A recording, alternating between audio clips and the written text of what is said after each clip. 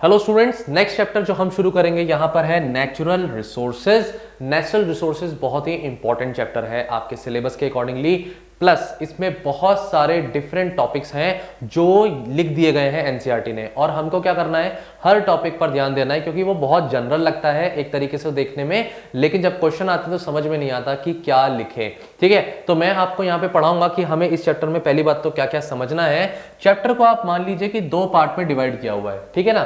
First part में जो हम चैप्टर देखेंगे उसमें हम देखेंगे बेसिक्स, कुछ बेसिक्स पढ़ेंगे विद रिस्पेक्ट टू कि हमारे रिसोर्सेज कैसे हैं, जहां पे मैं आपको डिफरेंट टाइप्स ऑफ रिसोर्सेज के बारे में बताऊंगा कि भाई रिसोर्सेज एग्जॉस्टेबल होते हैं, इनएग्जॉस्टेबल होते हैं, रिन्यूएबल रिसोर्सेज क्या हैं, नॉन रिन्यूएबल रिसोर्सेज क्या हैं। देन हम अपने टॉपिक को डिवाइड करेंगे बायोटिक और एबायोटिक कंपोनेंट्स के रिगार्डिंग, कि एक इकोसिस्टम है तो इकोसिस्टम में बायोटिक कंपोनेंट्स मतलब लिविंग कंपोनेंट्स उसमें क्या होते हैं, या एबायोटिक मतलब नॉन लिविंग कंपोनेंट्स उसमें क्या होते हैं। फिर टॉपिक में तीन हम मेजर टॉपिक्स पढ़ेंगे, जिसमें पहला है एयर, जिसे हम एटमॉस्फेयर भी कहते हैं, दूसरा water and third soil. Air के रिस्पेक्ट में हम क्या पढ़ेंगे कि भाई एयर का कंपोजिशन क्या है ना, एयर का एक तो कंपोजिशन हमें पता होना चाहिए। दूसरा आप एयर के रिस्पेक्ट में क्या पढ़ सकते हैं, ये फर्स्ट पॉइंट हो गया। देन दूसरा आप क्या पढ़ेंगे कि भाई ब्रीज कैसे चलती है ना, ब्रीज कैसे चलती है, ये हम कोस्टल एरिया में देखेंगे कि ब्रीज लैंड से सी की तरफ और सी से लैंड की तरफ कैसे मूव करती है डे और नाइट के रिस्पेक्ट में। यहां से क्वेश्चन स्कूल में एग्जाम में पूछा जा सकता है।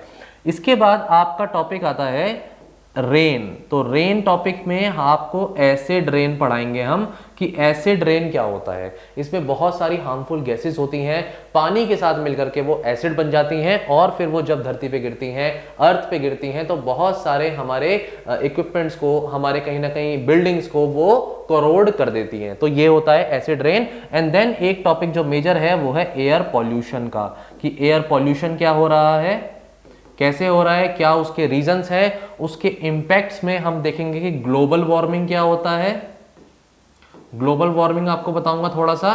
और एक एटमॉस्फेयर के रिस्पेक्ट में एक टॉपिक पढ़ेंगे ओजोन का, कि ओजोन लेयर क्या होती है। छोटा सा टॉपिक है, ज्यादा डिटेल में नहीं जाना।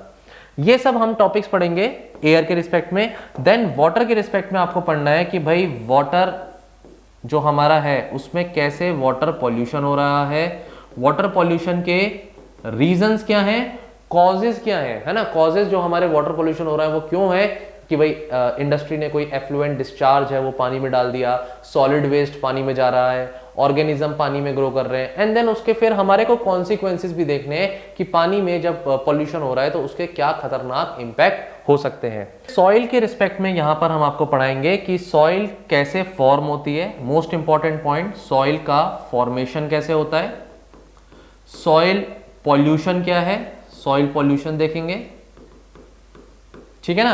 कुछ सॉइल की प्रॉपर्टीज हैं वो सब भी मैं आपको बताऊंगा। टाइप्स ऑफ सॉइल, छोटे छोटे पॉइंट्स हैं, वैसे तो डिटेल में ज्योग्राफी में पढ़ते हो आप ये, लेकिन थोड़ा बहुत सॉइल के रिस्पेक्ट में हम यहां पर डिस्कशन करेंगे।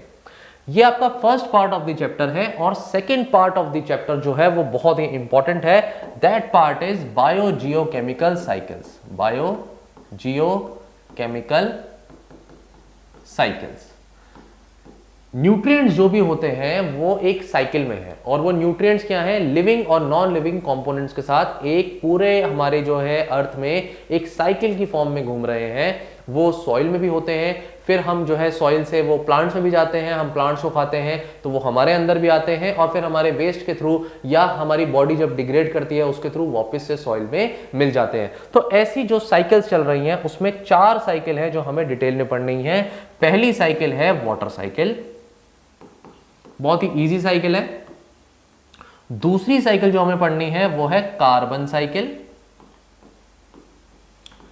और थर्ड है यहां पर नाइट्रोजन साइकिल, नाइट्रोजन साइकिल। ये कार्बन साइकिल और नाइट्रोजन साइकिल बहुत ही ज्यादा इंपॉर्टेंट है, सबसे ज्यादा एग्जाम में यही पूछी जाती हैं। एक छोटी सी साइकिल है ऑक्सीजन साइकिल की, ये बहुत इजी वाली साइकिल है।